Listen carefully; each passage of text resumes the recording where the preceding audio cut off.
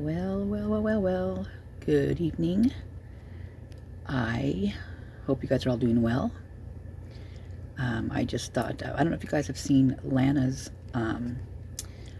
last live, I believe, on the police report that she like double checked on. She did a lot of footwork on that baby. But it was a guy who called in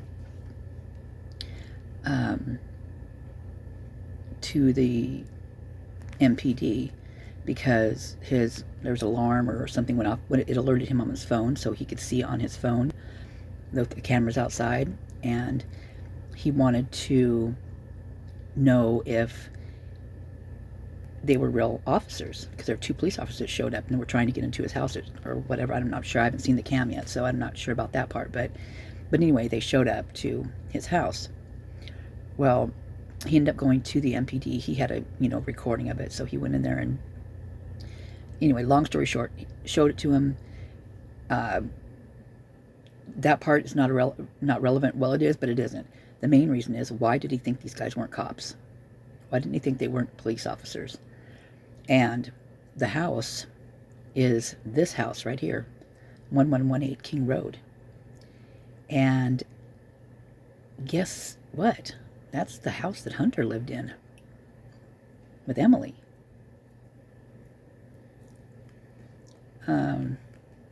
So I just find that really interesting. Well, guess what time this was as well? It was 3:30 a.m. in the morning, 3:30 in the morning when this happened.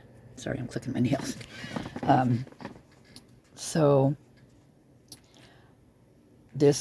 off to your left, you'll see that little stairwell, the staircase that goes up. That's the house where they got the light bulb cam with for the audio. That's that one. Now this is the kitchen of that house. And remember I told you that they could do dishes and look out their backyard, and they would look at the back of the patio. Well, there it is right there. That's what it looks like to me. Whoops. See, it does that. It doesn't want me to see it. It's weird. It like shuts me out. But there is, and you can see like that's where the fence is, and you can see the top part of the patio about there. So that's where the kitchen is. And now what's weird, now let me see, one's opposite direction. Because this is pointing, see, that can't be pointing that direction. That's weird. See, that doesn't look like the house at that right there. That looks like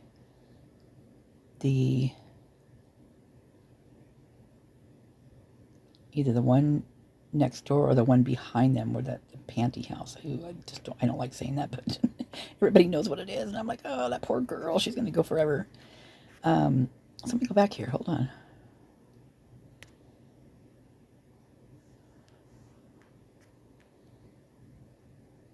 Oh yeah, that's right actually. So yeah, that would be the 1122 on that side, and so they're just looking at it in opposite directions. So if you're standing at the refrigerator, and so they look over to their left. Is that right? That seems weird. That doesn't fit. Wait a second. Let me do this again. Of course, it wants to do that again.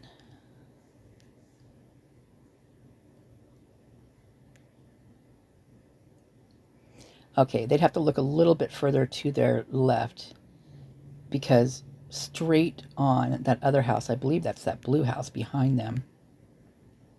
I mean, not behind them, but the house I told you, that's the the panty house. Gotta whisper it. But I'm not sure. I'm gonna double check that one. And then let's see, this bedroom. Oh, maybe the bedroom actually looks, well, there's 5 bedrooms in this place. That almost looks like it looks towards that house, the house actually. Oh, I love it when they have built-in bookshelves and stuff. We had a cool house that had that. It was pretty cool. The bathroom.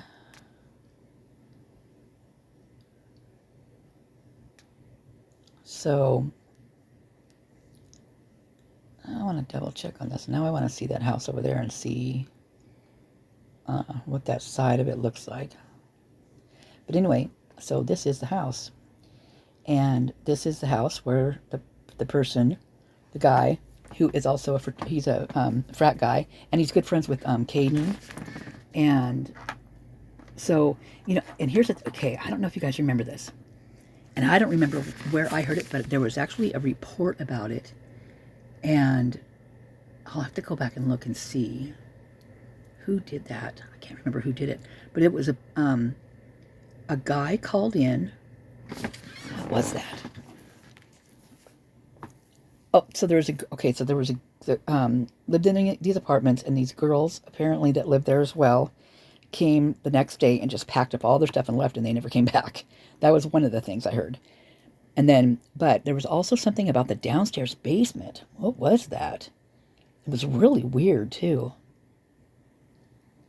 Gosh, the things that we wish we would have saved back then, right? I mean, there's so many of them. So many. But anyway, it looks like check for availability. Interesting.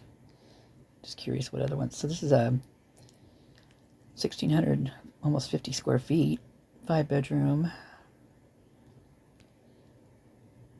I don't know. It looks like that might mean that it might be ready in 2 weeks or something. So maybe it is.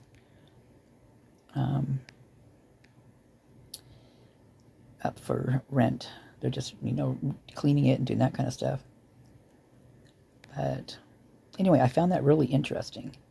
That would be that house, and that the same, some like there was something very strange happening where this guy thought enough, or was worried enough, or confused enough, or whatever it may be, to actually call the MPD and ask if these were real officers that came to his house.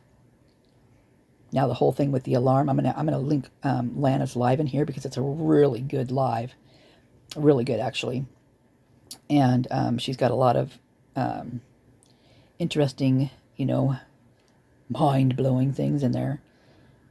That just is too many coincidences, you guys. It's just, look at it. It's right next door.